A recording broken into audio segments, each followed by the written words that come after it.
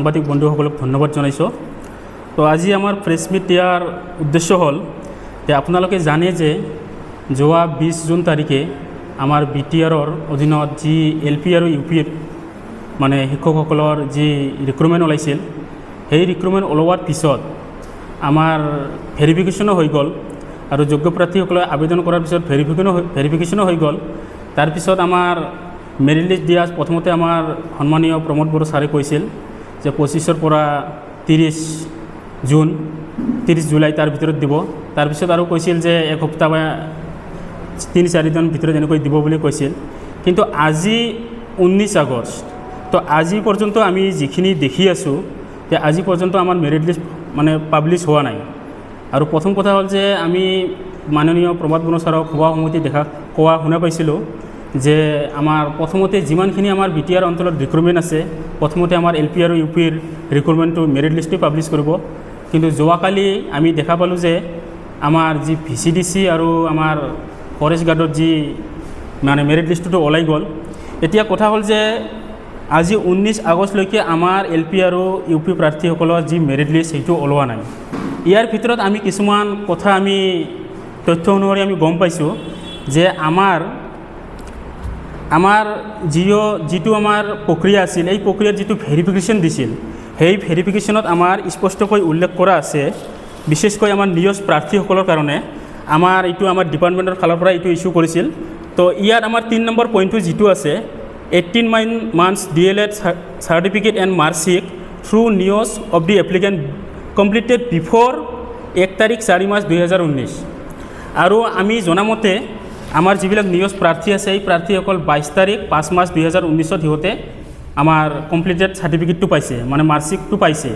এতিয়া কথা হ'ল আমাৰ যোৱা শনিবাৰে আমাৰ মেৰিট লিষ্ট প্ৰকাশ কৰাৰ কিবা এটা কথা আছিল, কিন্তু আমাৰ নিয়োগ প্ৰাৰ্থীসকলে কিছু এটা মানে কিবা কৰাত আমাৰ শনিবাৰে আমাৰ মেৰিট লিষ্টটো প্ৰকাশ পোৱা নাই। আজি আমি শুনা পোৱা মতে আমাৰ প্ৰথমতেতো আমাৰ BTR চৰকাৰ যিটো সিহঁতে নিৰ্দেশ দিছিল, সেই নিৰ্দেশটো সিহঁতে মানি সিহঁতে মানে আমাৰ ভেৰিফিকেশ্যন বা মেৰিট লিষ্টটো বনাইছিল। এতিয়া আমি শুনা পাই আছোঁ যে এই যিটো পইণ্ট আছে, এই পইণ্টটো BTR চৰকাৰে মানে এইটো পইণ্টটো ইনভেলিড বা এইটো এতিয়া লোৱা নাই। মানে নিউজবিলাক যিমান আছে সিহঁতকো লৈ মেৰিট লিষ্ট বনাইছে। আৰু আমাৰ মেৰিট লিষ্ট মানে আমাৰ পলম হোৱাত আমাৰ যিবিলাক আমাৰ যোগ্য প্ৰাৰ্থী আছে, আমাৰ ৰেগুলাৰ SCRTৰ অধীনত থকা ODL আৰু ৰেগুলাৰ প্ৰাৰ্থীসকলে মনত এটা মানসিক চাপ বা আমাৰ মনত এটা শংকা আহি পৰিছে। যি আমাৰ প্ৰমোদ বড়ো ছাৰে কৈছিল যে আমাৰ জুলাই মাহৰ অন্তিম সপ্তাহত দিব, তাৰপিছত আগষ্টৰ প্ৰথম সপ্তাহত দিব, এনেকৈ আজি 19 দিন হৈ গ'ল, তথাপি আমাৰ মেৰিট লিষ্ট প্ৰকাশ পোৱা নাই। আৰু এটা আমাৰ পইণ্ট আছে যে আমাৰ সন্মানীয় হাইকোৰ্টৰ নিৰ্দেশনা অনুসৰি যি পৰীক্ষণ হ'ব লাগে, এই পৰীক্ষণটো আমাৰ এই এনেক্সাৰখনত যিটো 3 নম্বৰ পইণ্ট আছে, এই পইণ্টটো আমাৰ সন্মানীয় হাইকোৰ্টৰ পৰাও এইটো পৰীক্ষণ কৰিবলৈ দিছিল। কিন্তু আজি দেখা গ'ল যে আমাৰ এই পইণ্টটো আমাৰ BTR চৰকাৰে এইটো আমাৰ লোৱা নাই।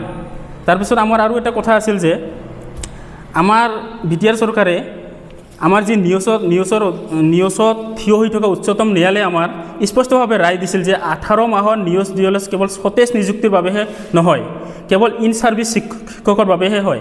কিন্তু আজি আমি দেখা পাই আছোঁ বহুতো ইন ছাৰ্ভিচ শিক্ষক নাই, সিহঁতে মানে কিবা এটা প্ৰচেছ কৰি ডকুমেণ্ট তৈৰি কৰি লৈ সিহঁতে মানে এই ভেৰিফিকেশ্যনত ফুলফিল হৈছে।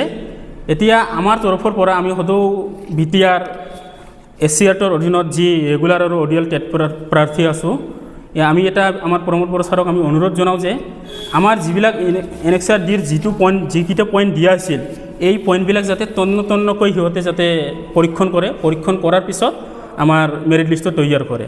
আৰু এই পইণ্টবিলাকৰ ভিতৰত যদি আমাৰ নিয়োগ প্ৰাৰ্থীসকলে যোগ্য বুলি ঘোষিত হয়, তেনেহ'লে আমি এই নিয়োগ প্ৰাৰ্থী মেৰিট লিষ্টত পোৱাত আমাৰ একো অসুবিধা নাই।